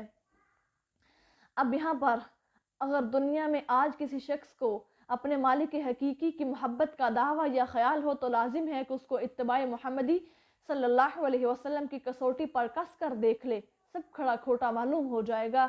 اللہ کریم فرماتے ہیں جو شخص جس قدر محمد صلی اللہ علیہ وسلم کی راہ چلے اور آپ صلی اللہ علیہ وسلم کی لائی ہوئی تعلیمات جو قرآن و حدیث یعنی صحیح مسلم، صحیح بخاری، ابو داؤد، نسائی، ترمذی، ابن ماجہ اور اس طرح کے حدیث ہیں ان کو مشعل راہ بناتا ہے، اور اسی قدر سمجھنا چاہیے کہ خدا کی محبت کے دعوے میں سچا اور کھرا ہے۔ دیکھیں آج اللہ ذوالجلال نے فرما دیا ہے لا یؤمنو، اللہ فرماتے ہیں میرے نبی صلی اللہ علیہ وسلم بتا دیجئے قال رسول اللہ لا یؤمن احدکم حتی یکون ہواء تابعا لما جئت به، یعنی آپ صلی اللہ علیہ وسلم نے فرمایا جب تک کوئی شخص سب باتوں میں سے میری لائی ہوئی شریعت کا پابند نہ ہوگا تب تک وہ مومن نہیں ہو سکتا۔ یعنی اللہ کی محبت اگر ہے ہمارے دل میں تو پیارے پیغمبر کی محبت کو بلانا لازمی ہے۔ اگر اللہ کے نبی کی محبت ہمارے سینے میں نہیں ہے تو پھر ہم تو مسلمان ہی نہیں ہیں، کیونکہ اللہ اور اس کے رسول کی محبت لازم اور ملزوم ہے آپس میں۔ قل اطیعوا اللہ والرسول، انہیں کہہ دیجئے کہ تم اللہ اور اس کے رسول کی اطاعت کرو، پھر اگر یہ روگردانی کرے تو یاد رہے کہ اللہ انکار کرنے والوں کو پسند نہیں کرتا۔ بے شک اللہ نے تمام دنیا میں آدم اور نوح کو اور خاندان ابراہیم عمران کو منتخب کیا ہے جو ایک دوسرے کی نسل سے تھے، اور اللہ سب کچھ سننے والا جاننے والا ہے۔ اذ قالت امرأۃ عمران ربی، اس واقعہ کو یاد کرو جب عمران کی بیوی نے کہا تھا کہ خدایا جو کچھ میرے شکم میں ہے اسے آزاد کر کے میں تیری نظر کرتی ہوں، بس میری طرف سے یہ نظر قبول فرما، بے شک تو ہماری دعاؤں کو سننے والا اور جاننے والا ہے۔ اب یہاں پر مریم علیہ السلام کی والدہ کو اولاد کی خواہش ہوئی، ایک مرتبہ وہ باہر گئی اور کوئی جانور تھا، کوئی پرندہ اپنی اولاد اپنے بچے کو کوئی چوغا چگا رہا تھا۔ مریم علیہ السلام کی والدہ حنا نے دعا کی کہ اللہ یہ چھوٹا سا پرندہ ہے اور اللہ میں بھی تو ہوں، مجھے اولاد دے دے۔ پھر اللہ کریم نے ان کو اولاد یعنی بیٹی عطا فرمائی، اور کیا کہنے لگی اللہ تو مجھے اگر بیٹی دے یا بیٹا دے میں تیرے رستے پر قربان کروں گی، میں تیرے نظر کر دوں گی۔ اور پھر اللہ ذوالجلال نے امتحان لینے کے لیے بیٹی عطا فرما دی، تو کہنے لگی فلما وضعتها، چنانچہ جب اس نے اس لڑکی کو جنا تو کہا خدایا میرے ہاں تو لڑکی پیدا ہوئی ہے، حالانکہ اللہ خوب جانتا ہے جو کچھ اس نے جنا۔ اور عمران کی بیوی نے کہا کہ مرد عورت کی طرح نہیں ہوتا، اور میں اس بچے کا نام مریم رکھا ہے، اور اس میں سے اور اس کی مثل اور اس کی نسل کو شیطان مردود سے تیری پناہ میں دیتی ہوں۔ فتقبلها ربها بقبول حسن، پس اس کے پروردگار نے اس کی نظر کو قبول کر لیا اور حسن شرف عطا فرما دیا اور اس کی نہایت عمدہ تربیت کی، اور زکریا کو اس کا کفیل بنا دیا۔ جب کبھی زکریا علیہ السلام محراب میں ان کے پاس جاتے تو ان کے پاس کھانے کی چیزیں باتیں کہتے ہیں مریم انا لکی ھذا، یہ چیزیں تمہیں کون دیتا ہے، یہ کہاں سے مل گئی؟ وہ کہتی ہیں ہو من عند اللہ، یہ اللہ کی طرف سے ہے۔ عقیدوں کی اصلاح کیجئے۔ رزق کون دیتا ہے؟ اللہ عطا فرماتا ہے۔ اولاد کون دیتا ہے؟ اللہ دیتا ہے۔ ان اللہ یرزقو، بے شک اللہ جسے چاہتا ہے بغیر حساب کے رزق عطا فرما دیتا ہے۔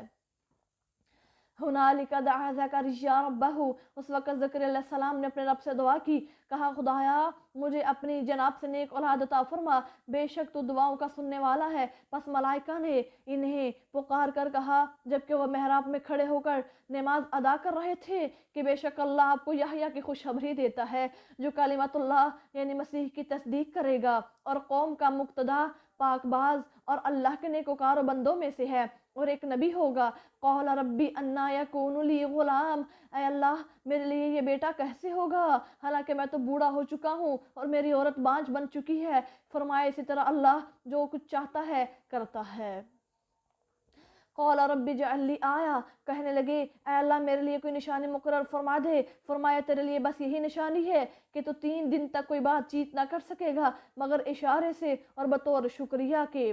اپنے رب کا کثرت کے ساتھ ذکر کر تاکہ اور صبح و شام اس کی تسبیح و تصدیق اور اس کی تصدیق بیان کر۔ وَإِذْ قَالَتِ الْمَلَائِكَةُ، اور اس وقت کو یاد کیجئے جب فرشتوں نے کہا اے مریم بے شک اللہ تعالیٰ نے تجھے برگزیدہ بنا لیا ہے، تجھے منتخب فرمایا ہے اور تجھے پاک کر لیا ہے، اور اللہ ذوالجلال نے تجھے دنیا کی تمام عورتوں پر فضیلت عطا فرما دی ہے۔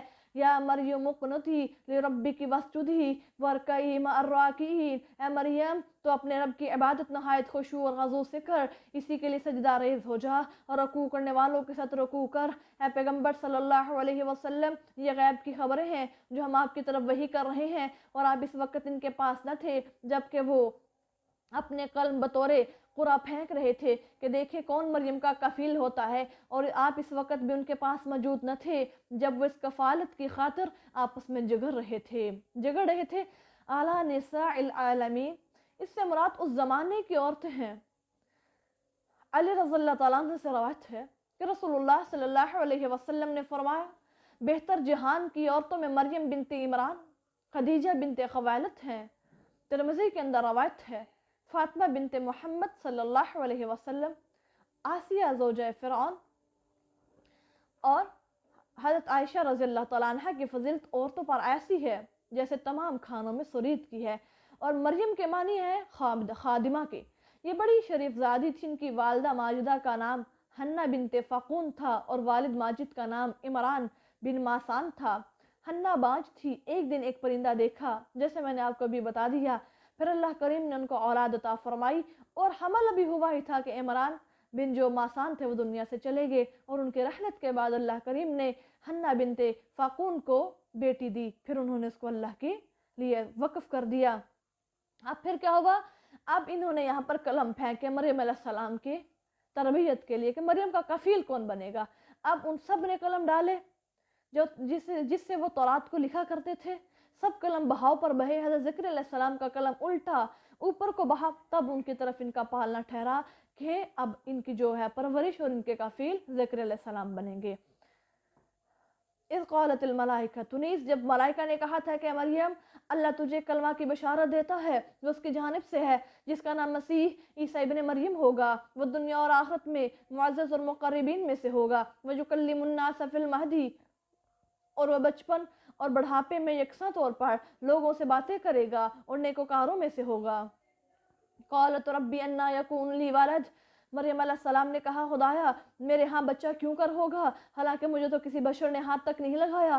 کہا اسی طرح اللہ پیدا کرتا ہے جو وہ چاہتا ہے، اذا قضا امرا جب وہ کسی امر کا فیصلہ کر لیتا ہے تو صرف اس کو کہتا ہے کن ہو جا تو وہ ہو جاتا ہے، وَيُعَلِّمُهُ الْكِتَابَ اور اللہ اسے کتاب و حکمت اور تورات اور انجیل کی تعلیم دے گا اور بنی اسرائیل کی طرف رسول بنا کر بھیجے گا کہ لوگوں میں تمہارے پروردگار کی طرف سے تمہارے لیے نشانی لے کر کے آیا ہوں، وہ یہ کہ میں تمہارے لیے مٹی سے پرندے کی شکل کی چیز بنا دیتا ہوں، پھر اس میں پھونک مار دیتا ہوں اور اللہ کے حکم سے وہ اڑنے لگتا ہے۔ اب یہاں پر دیکھیں کیا کہا، میں بناؤں گا پرندہ لیکن بِإِذْنِ اللہ، اللہ کے حکم سے۔ اللہ اپنے پیغمبروں کو، اپنے نبیوں کو معجزات عطا فرماتے ہیں اور یہ معجزہ ان کو ملا تھا۔ اور خدا کے حکم سے مادر ذات اندھوں اور کوڑیوں کو شفا دیتا ہوں اور اللہ کے حکم سے مردوں کو زندہ کر دیتا ہوں اور جو کچھ تم کھاتے ہو اور جو کچھ تم گھروں میں جمع کرتے ہو اس کی خبر دیتا ہوں، بے شک ان باتوں میں تمہارے لیے بڑی نشانی ہے اگر تم یقین رکھتے ہو۔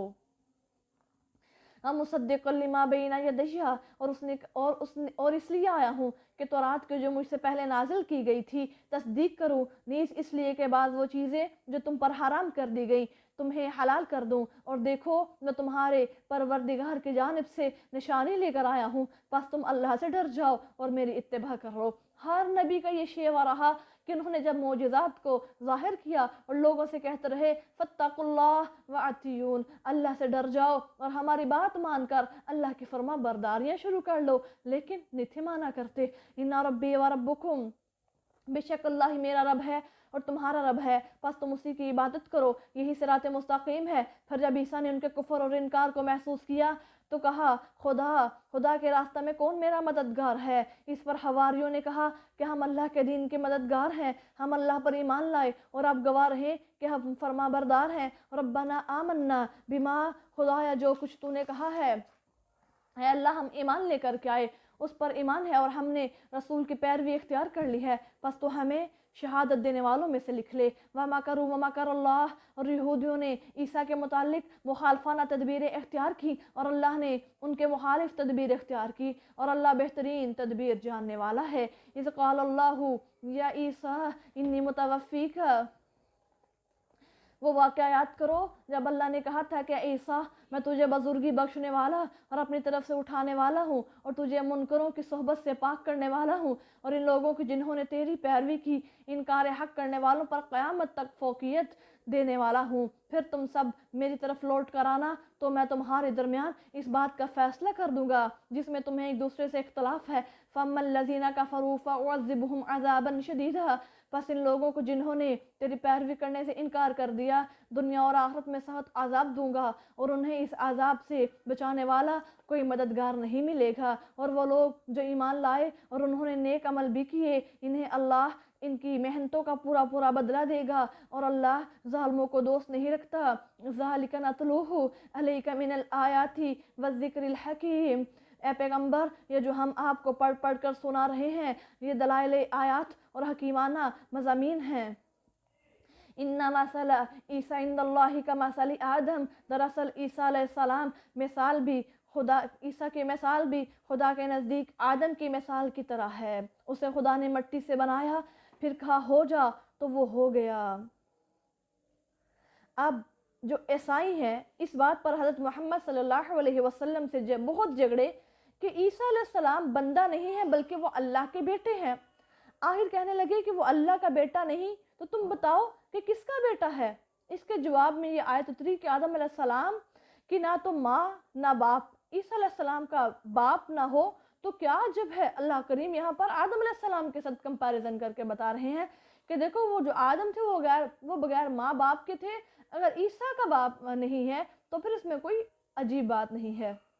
الحق من ربک، حق آپ کے رب کی طرف سے ہے، پس آپ شک کرنے والوں میں سے نہ ہو جائیے۔ پس آپ کو مسیح کے متعلق علم ہو چکنے کے بعد بھی جو لوگ اس بارے میں آپ سے کج روی اور کج بحثی کریں ان سے کہہ دیجئے کہ آؤ ہم اپنے بیٹوں کو بلا لیں، تم اپنے بیٹوں کو، ہم اپنی مستورات کو بلا لیں، تم اپنی مستورات کو یعنی عورتوں کو، اور ہم خود بھی شریک رہیں اور تم بھی شریک رہو، پھر عاجزی سے دعا کریں اور جھوٹوں پر اللہ کی لعنت بھیجیں۔ ان ھذا لہو القصص، یقین جانو کہ یہی خبر سچی ہے اور اللہ کے سوا کوئی عبادت کے لائق نہیں، اور اللہ بے شک غالب اور حکمت والا ہے۔ فَإِن تَوَلَّوْا فَإِنَّ اللَّهَ عَلِيمٌ بِالْمُفْسِدِينَ، بس اے پیغمبر صلی اللہ علیہ وسلم اگر یہ روگردانی اختیار کریں تو بے شک اللہ فتنہ پردازوں سے خوب واقف ہے۔ کل یا اہل الکتابی، اے پیغمبر صلی اللہ علیہ وسلم ان سے کہہ دیجئے کہ اہل کتاب آؤ ایک بات پر متفق ہو جائیں جو تمہارے اور ہمارے درمیان یکساں ہے، یہ کہ ہم اللہ کے سوا کسی کی عبادت نہ کریں، نہ اس کا کسی کو شریک ٹھہرائیں اور نہ اللہ کو چھوڑ کر ایک دوسرے کو اپنا رازدان اور اپنا رب قرار دیں۔ پھر اگر وہ منہ موڑ لیں تو کہہ دیں کہ شاہد رہنا ہم تو فرما بردار ہیں۔ یا اہل الکتابی لما تحاجون فی ابراہیم وما انزلت التوراۃ والانجیل، اہل کتاب تم ابراہیم کے بارے میں کیوں جھگڑتے ہو حالانکہ تورات اور انجیل تو ان کے بعد نازل ہوئی۔ کیا تم اتنا بھی نہیں سمجھتے؟ ہاں انتم ہؤلائی، دیکھو تم وہ لوگ ہو کہ جس بات کا تمہیں قدر علم تھا اس میں تم نے کج بحثی کی، مگر جن باتوں کا تمہیں بالکل علم نہیں ان میں کیوں جھگڑتے ہو، اور اللہ ہر بات جانتا ہے اور تم کچھ نہیں جانتے۔ ما کان ابراہیم یہودی ولا نصرانی، ابراہیم نہ تو یہودی تھے اور نہ نصرانی بلکہ حق پسند اور بندہ فرما بردار تھے اور مشرکوں میں سے نہ تھے۔ ان اول الناس بابراہیم للذین اتبعوہ، ابراہیم کے نزدیک تر وہ لوگ ہیں جنہوں نے ان کی پیروی کی، اور یہ نبی محمد صلی اللہ علیہ وسلم اور وہ لوگ جو ایمان لائے، اور اللہ مومنوں کا دوست ہے۔ ودت طائفۃ من اہل الکتاب، اہل کتاب کا ایک فریق چاہتا ہے کہ کسی طرح تمہیں گمراہ کر دے، حالانکہ وہ اس طرح صرف اپنے آپ کو گمراہ کرتے ہیں اور سمجھتے نہیں۔ اہل کتاب تم اللہ کی آیتوں سے کیوں انکار کرتے ہو حالانکہ تم اس کی صداقت پر گواہ ہو؟ یا اہل الکتابی، اہل کتاب تم حق اور باطل کو کیوں خلط ملط کرتے ہو اور صداقت کو کیوں چھپاتے ہو حالانکہ تم حقیقت کو جانتے ہو؟ وقالت طائفۃ من اہل الکتابی، اور اہل کتاب کے گروہ نے کہا کہ مسلمانوں پر جو کلام نازل ہوا ہے اول روز اس پر ایمان لاؤ اور آخر روز انکار کر دو، ممکن ہے کہ وہ پلٹ جائیں۔ وَلَا تُؤْمِنُوا إِلَّا لِمَنْ تَبِعَ دِينَكُمْ، اور صرف اس کی بات مانو جو تمہارے دین کی پیروی کرنے والا ہو۔ اے پیغمبر صلی اللہ علیہ وسلم آپ کہہ دیجئے کہ اصل ہدایت وہی ہے جو اللہ کی ہدایت ہے، اور کہتے ہیں یہ تسلیم نہ کرو جیسا دین تمہیں دیا گیا ہے ویسا ہی کسی اور کو بھی دیا گیا ہے، یا یہ لوگ تم سے تمہارے خدا کے ہاں جھگڑا کریں گے۔ یہ بھی کہہ دیجئے کہ فضل تو اللہ کے ہاتھ میں ہے، وہ جسے چاہتا ہے عطا کرتا ہے، اور اللہ بڑی وسعت والا جانتا ہے۔ یختص برحمتہ من یشاء واللہ ذو الفضل العظیم، وہ جس کو چاہتا ہے اپنی رحمت کے حصار میں لے لیتا ہے، اس پر اپنی رحمت کو محسوس کر لیتا ہے، اور اللہ بڑے فضل والا ہے۔ وَمِنْ أَهْلِ الْكِتَابِ مَنْ إِنْ تَأْمَنْهُ بِقِنْطَارٍ يُؤَدِّيهِ إِلَيْكَ، اور اہل کتاب میں سے بعض ایسے بھی ہیں جنہیں اگر خزانے کا امین بنا دو تو وہ بعین ہی تمہیں واپس دے دیں، اور ان میں سے بعض ایسے بھی ہیں کہ اگر تم ان کے پاس ایک دینار بھی امانت رکھ دو تو وہ تمہیں واپس نہ دیں، مگر یہ کہ ان کے سر پر کھڑے رہو۔ یہ اس لیے ہے کہ وہ کہتے ہیں کہ ناخواندوں کے بارے میں بدمعاملگی کا ہم پر کوئی مواخذہ نہیں، اور ایسا کہہ کر وہ اللہ پر جھوٹ بولتے ہیں حالانکہ وہ اصل بات کو جانتے ہیں۔ اب یہاں پر اللہ فرماتے ہیں کہ اہل کتاب میں سے کچھ ایسے بھی امین ہیں جن کو آپ دولت کا ڈھیر دے دے، خزانے دے دے، لیکن اس میں خیانت نہیں کریں گے، لیکن کچھ ایسے ہیں منافق ہیں جن کو آپ 1 روپیہ بھی دیں تو وہ اس میں بھی خیانت کر لیں۔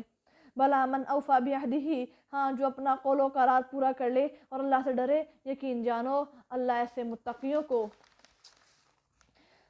خوب محبوب رکھتا ہے۔ ان الذین یشترون بعہد اللہ، بے شک وہ لوگ جو اللہ کے عہد اور اپنی قسموں پر قلیل دنیاوی معاوضہ لیتے ہیں، ان لوگوں کا آخرت میں کوئی حصہ نہیں، نہ ان سے اللہ قیامت کے دن بولے گا اور نہ ان کی طرف دیکھے گا اور نہ انہیں گناہوں سے پاک کرے گا، اور ایسے لوگوں کے لیے دردناک عذاب ہے۔ وَإِنَّ مِنْهُمْ لَفَرِيقًا يَلْوُونَ أَلْسِنَتَهُمْ بِالْكِتَابِ، اور بے شک ان میں سے ایک گروہ ایسا ہے جو پڑھتے وقت کتاب کو الجھا دیتا ہے اور کچھ کا کچھ پڑھ دیتا ہے تاکہ تم سمجھو کہ یہ کتاب الہی ہے، کتاب الہی میں ہے، حالانکہ وہ کتاب الہی میں سے نہیں، اور کہتے ہیں کہ یہ اضافہ اللہ کی جانب سے ہے، حالانکہ وہ اللہ کی کتاب اللہ کی جانب سے نہیں ہے، اور اللہ پر جھوٹ بولتے ہیں حالانکہ وہ جانتے ہیں۔ ما کان لبشر، کس انسان کے لیے یہ زیبا نہیں کہ اللہ اس کو کتاب و حکمت اور نبوت عطا کرے، اور پھر وہ لوگوں سے لگے کہ خدا کو چھوڑ کر میرے بندے بن جاؤ، بلکہ وہ تو یہی کہے گا کہ تم خدا پرست بن جاؤ، اس لیے تم کتاب الہی کی تعلیم دیتے ہو اور اس لیے کہ تم اس کو پڑھتے ہو۔ وَلَا يَأْمُرَكُمْ أَن تَتَّخِذُوا الْمَلَائِكَةَ، اور نہ یہ کہے گا کہ تم ملائکہ اور انبیاء کو اپنا رب سمجھو۔ کیا وہ تمہیں کفر کی تلقین کرے گا اس کے بعد کہ تم اسلام قبول کر چکے ہو؟ وَإِذَا أَخَذَ اللَّهُ مِيثَاقَ النَّبِيِّينَ، اور اے لوگوں اس واقعہ کو یاد کرو جب اللہ نے نبیوں سے عہد لیا کہ میں جو تمہیں کتاب و حکمت عطا کروں، پھر تمہارے پاس کوئی رسول آئے جو ان چیزوں کی تمہارے پاس ہیں تصدیق کر دے، تو تم ضرور اس بات پر ایمان لے آنا اور تبلیغ حق میں اس کی مدد کرنا۔ پھر فرمایا کہ کیا تم اقرار کرتے اور میرا یہ عہد قبول کرتے ہو؟ انہوں نے کہا اقررنا، کہ ہم اقرار کرتے ہیں۔ اللہ نے فرمایا تم سب ایک دوسرے کے گواہ رہنا اور میں بھی تمہارے ساتھ گواہوں میں سے ہوں۔ فمن تولی بعد ذلک فاولئک هم الفاسقون، پھر اس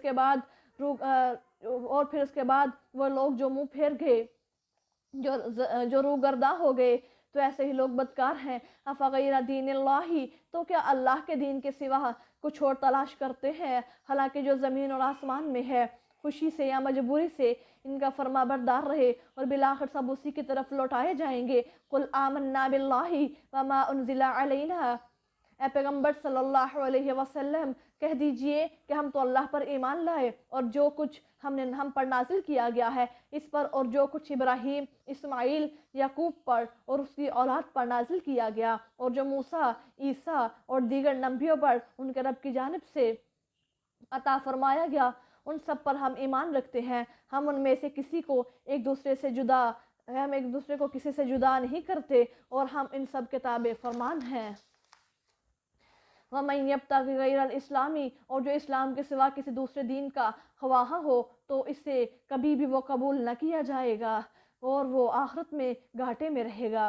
یعنی دین خدا کے سوا جو شخص کسی اور راستے پر چلا اس سے قبول نہیں کیا جائے گا، بلکہ آخرت میں وہ تو نقصان میں ہو جائے گا۔ حدیث میں ہے جس نے کوئی عمل کیا ایسا عمل کہ اس پر ہمارا حکم نہیں تو وہ عمل مردود ہے، یعنی اللہ کے ہاں وہ عمل قبول نہیں ہو سکتا۔ اگر عمل کی قبولیت چاہنی ہے تو پھر نبی صلی اللہ علیہ وسلم کے عمل کی مہر لگانا لازمی ہے، یعنی سنت۔ کیف یہدی اللہ قوما، کس طرح اللہ ان لوگوں کو ہدایت دے جنہوں نے ایمان لانے کے بعد کفر اختیار کیا اور جو اقرار کر چکے تھے کہ رسول برحق ہیں اور ان کے پاس اس کی نشانیاں بھی آ گئی تھیں، اور اللہ ایسے ظالموں کو ہدایت کی توفیق نہیں دیتا۔ ایسے لوگوں کی سزا یہی ہے کہ اللہ، ملائکہ اور تمام لوگوں کو ان پر لعنت ہو، اس میں وہ ہمیشہ رہیں گے اور ان کے عذاب میں کوئی کمی نہ کی جائے گی اور نہ انہیں مہلت دی جائے گی۔ الا الذین تابوا من بعد ذلک واصلحوا فإن اللہ غفور رحیم، مگر جن لوگوں نے اس کے بعد توبہ کر لی اور اپنی اصلاح کر لی، اور اللہ انہیں بخشنے والا مہربان ہے۔ یقین جانو جن لوگوں نے ایمان لانے کے بعد کفر اختیار کر لیا پھر کفر میں بڑھتے چلے گئے، ان کی توبہ قبول نہ ہوگی اور یہی لوگ گمراہ ہیں۔ ان الذین کفروا وماتوا وهم کفار، یقین کر لو کہ جن لوگوں نے کفر اختیار کیا اور حالت کفر ہی میں مر گئے تو زمین کے برابر بھی سونا بطور فدیہ دینا چاہے تو ان سے ہرگز قبول نہ کیا جائے گا۔ اولئک لہم عذاب علیم وما لہم من ناصرین، ان لوگوں کے لیے دردناک عذاب ہوگا اور ان کے لیے کوئی مددگار نہ ملے گا۔ حضرت انس رضی اللہ تعالیٰ عنہ کی مرفوع روایت ہے کہ ایک دوزخی سے قیامت کے دن کہا جائے گا کہ بلا اگر ساری دنیا تیرے لیے ہو تو تو اس کو دے کر اپنی جان جہنم سے چھڑائے گا؟ وہ کہے گا ہاں۔ اللہ فرمائے گا میں تو اس سے بھی زیادہ آسان چیز کا تم سے مطالبہ کرتا تھا، اور وہ کیا ہے کہ تم میرے ساتھ کسی کو شریک نہ ٹھہرانا، مگر تو دنیا میں نہ مانا تو شریک ٹھہراتا رہا، اور اب تو زمین پر سونا بھی لیا تو تجھ سے وہ ہرگز قبول نہیں کیا جائے گا، اور اب تمہیں میرے دردناک عذاب کا مزہ چکھنا ہوگا۔ اب آگے آج جو ہے پارہ نمبر 3 کے جو اہم علمی ربنی نکات ہیں تو آئیے ان کو دیکھتے ہیں۔ آپ سب ان کو ضرور نوٹ رکھیں اور ان پر عمل کرنے کی ضرور کوشش کیا کریں۔ نمبر 1، کسی مسئلے پر इख्तलाफ राय तो रखा जा सकता है मगर झगड़ना कभी फेल है। यानी अगर कहीं मसले में इख्तलाफ है तो फिर आप वहाँ पर थोड़ा बहुत तो कह सकते हैं लेकिन झगड़ना नहीं है, ये बहुत बुरा अमल है।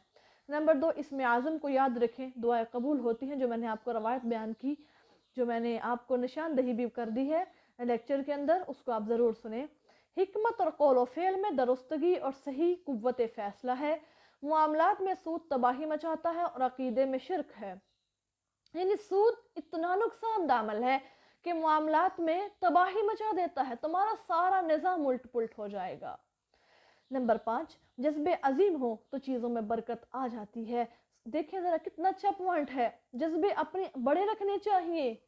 अपने आप को इतना आपने हल्का नहीं लेना, बल्कि अपने आप को पहचानना है कि अल्लाह ने मेरे अंदर क्या सलाहियत रखी है, कि अल्लाह ने मेरे अंदर कौन सा कॉन्फिडेंस रखा है, उसको फिर मैं आगे लेकर के आऊँ।